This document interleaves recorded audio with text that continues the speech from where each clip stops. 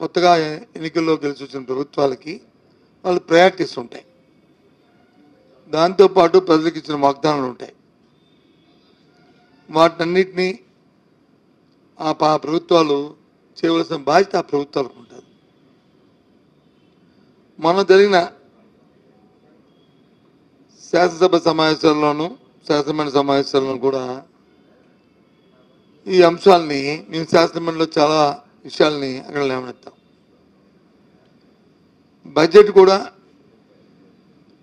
5 నెలల తర్వాత బడ్జెట్ పెట్టినప్పటికీ కూడా బడ్జెట్లో వారిచ్చిన ఎన్నికల్లో ఇచ్చిన వాగ్దానాలు వాళ్ళ ప్రాధాన్యత సంబంధించి కానీ ఎక్కడ వాటికి కొనుగో మేరలో ఎక్కడ పొంతన లేకుండా ఆ కార్యక్రమాలు చేశాయి. బడ్జెట్ పెట్టారు. ఎంతసేపు గతంలో చెప్పుకొస్తున్న అప్పుల గురించే 1కి 10 సార్లు చెప్పారు. కానీ బడ్జెట్ తాలూకా ఇచ్చిన వాళ్ళు బడ్జెట్ ఇచ్చిన బుక్లో ప్లేస్ చేసిన బుక్లో చూస్తే వాటికి వీటికి పొంతనలు లేవు. ఇవన్నిటి కూడా డిబేట్ జరిగింది, చాలాసార్లు డిబేట్ జరిగింది. వాస్తవాలన్నీ కూడా శాసనమండలిలో చెప్పాం కూడా, వాస్తవం కాదని చెప్పాం కూడా. అవి పక్కన పెట్టుకుంటే అసలు ఇచ్చిన వాగ్దానాలని ప్రజలకు ఇచ్చిన సూపర్ 6 కానీ లేదు ప్రజలకు ఇచ్చిన హామీల్ని ఏదైతే విద్యుత్ ఛార్జీలు కానీ లేదు నిత్యావసర ధరలు కానీ అవన్నిటిని కూడా మేము ఎట్టి పరిస్థితుల్లోనూ పెంచం, మీకు నేను భరోసా, మేము వస్తే ఇంకా తగ్గిస్తామని చెప్పిన నేపథ్యాన్ని కూడా మనం చూసాం, విన్నాం కూడా. మీ పత్రికా సోదరులు అందరూ కూడా ఉన్నారు. ఇది ఎవరో ఆశామాషి మనుషులు ఎవరో చెప్పలే, ఏదో పార్టీ కార్యకర్తలు చెప్పలే. సాక్షాత్తు కూటమిలో ఉన్న ఎవరైతే తెలుగుదేశం పార్టీ ఆదినాయకుడు చంద్రబాబు నాయుడు నోటంట, అలాగే కూటమి నాయకుల్లో ఉన్న భారతీయ జనతా పార్టీ నాయకులు కానీ లేదు కూటమి నాయకులతో భాగస్వాములైన జనసేన అధ్యక్షులు కానీ ఈ వాక్యాలని వాళ్ళు చెప్పిన మాటలు. ఇదేదో నేను చెప్తున్న మాటలు కాదు. ఇవాళ చూస్తే 1వ తారీఖు నుంచి ఇవాళ నుంచి సుమారు ఒక్కొక్క బిల్లు మీద, ఎందుకంటే మన దగ్గర 6 స్లాబ్లు ఉంటాయి.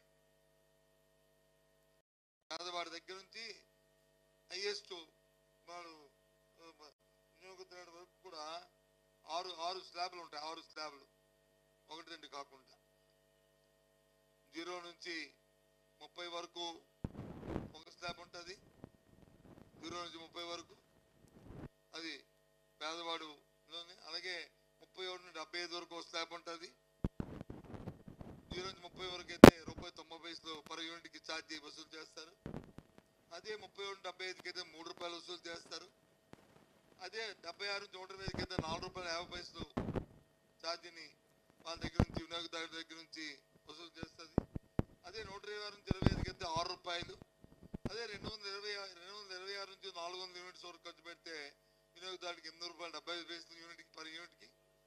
ఇంకా పైపెచ్చు ఇంకా 400 దాటితే ₹9.70. ఇది గత కొంతకాలంగా రాష్ట్రంలో వసూలు చేస్తున్న విద్యుత్ ఛార్జీలు. ఇవి విద్యుత్ ఛార్జీలు వీటి మీద అయ్యో ఎక్కువైపోయి దీన్ని మేము తగ్గిస్తాము అని చెప్పిన కూటమి నాయకులు మరి తెలుగుదేశం పార్టీ ఈరోజు వచ్చి మళ్ళీ ఇవాళ నుంచి సుమారు 6,072 కోట్ల రూపాయల్ని ఇవాళ వచ్చి అదనంగా భారం మోపింది. దాని నుంచి ఏదైతే నేను చెప్పానో అప్ టు 30 యూనిట్ల వరకు వాడుతున్న ₹1.90 ఇవాళ అది సుమారు ₹3 అయ్యే పరిస్థితి ఇవాళ ఉంది. అదే ₹3 వాడుతుంది వచ్చి ₹4.20 అయిపోయే పరిస్థితి ఉంది. అంటే ఒక యూనిట్కి సుమారు ₹120 నుంచి ₹1.25 పెరుగుతుంది ఒక యూనిట్కి. ఇది పెరగనుంది. ఇది ఎప్పటి వరకు?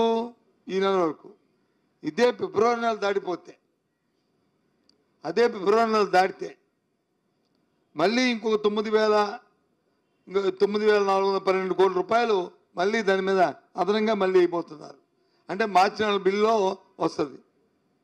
అంటే మార్చి నెల అయినప్పటికీ ఈ నెలలో వస్తున్న బిల్లులో ఉన్న 6,000 కోట్లు, అలాగే ఫిబ్రవరి నుంచి అయిపోయి 9,000 కోట్లు కలిపితే సుమారు సాలీనా అది రెండు కలిపి 15,000 కోట్ల రూపాయలకి వీళ్ళు వచ్చి విద్యుత్ ఛార్జీల్ని పెంచబోతున్నారు.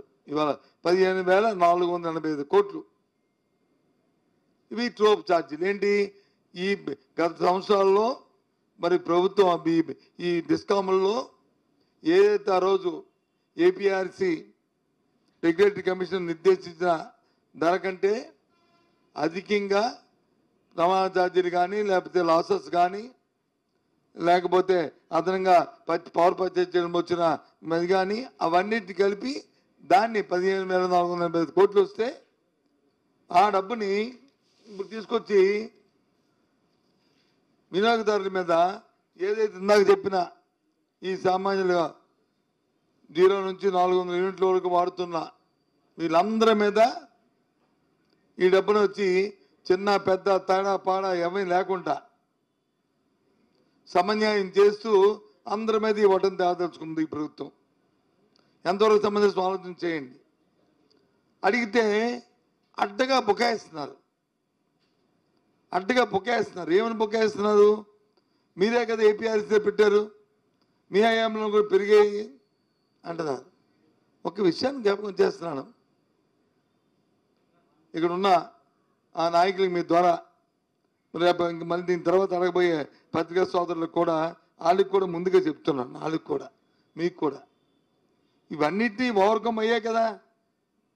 మాకు చాలా తెలివితేటలు ఉన్నాయి, మాకు సంపద సృష్టి తెలుసు, అద్భుతమైన మాకు ఆలోచనలు ఉన్నాయి, మాకు వచ్చి అనుభవం ఉంది అని కదా ప్రజల్ని మభ్యపెట్టి మోసం చేసి వీటికన్నిటికీ మీరు ముందుకు వచ్చారు. మరి ఏ రకంగా మీరు ఈ ₹2 రేపు మార్చి లోపల ఇవాళ నుంచి మరి మార్చి వరకు చూస్తే సుమారు ₹2 పెరగబోతుంది. ఏ రకంగా మరి మీరు వడ్డనేస్తారు? ఈ 15,000 కోట్లని ఎందుకు ప్రభుత్వం సబ్సిడీ లోపల ఇవ్వలేకపోతుంది? ఎందుకు ఇవ్వబోతుంది? ఇవ్వచ్చు కదా, ప్రభుత్వం సబ్సిడీ చేయొచ్చు కదా, ప్రజలకు భారం పడకుండా చేయొచ్చు కదా. ఎందుకు చేయలేదు? కారణం ఏంటి చెప్పండి. నేను ప్రజల తరపున అడుగుతున్నాను, ఓ ప్రతిపక్ష పార్టీగా మేము డిమాండ్ చేస్తున్నాం.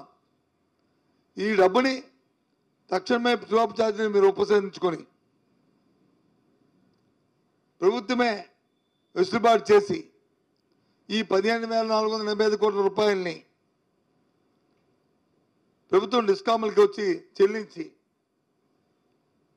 ప్రజలకు ఉపశమనం కలిగించాలి. ప్రజల మీద వచ్చి ఒత్తిడి తేగకూడదు, ప్రజల మీద వచ్చి దీన్ని భారం పడకూడదు అని మా డిమాండ్. సమంజసంగా ఆలోచన చేయండి. మీరే చెప్పారు కదా ఎన్నికల ముందు, ఇదేదో ఎన్నికలైపోయిన 5 సంవత్సరాల 3 సంవత్సరాల తర్వాత మాట్లాడుతున్న మాటలు కాదు కదా. అయినా ఎన్నికలైన 7 నెలలకే మాట్లాడుతున్న మాటలు కదా, 6 నెలల తర్వాత 7వ నెలలో మాట్లాడుతున్న మాటలు కదా ఇవి. దయచేసి ఆలోచన చేయండి. ఏ రకంగా ఉందంటే ఏది మాట్లాడినా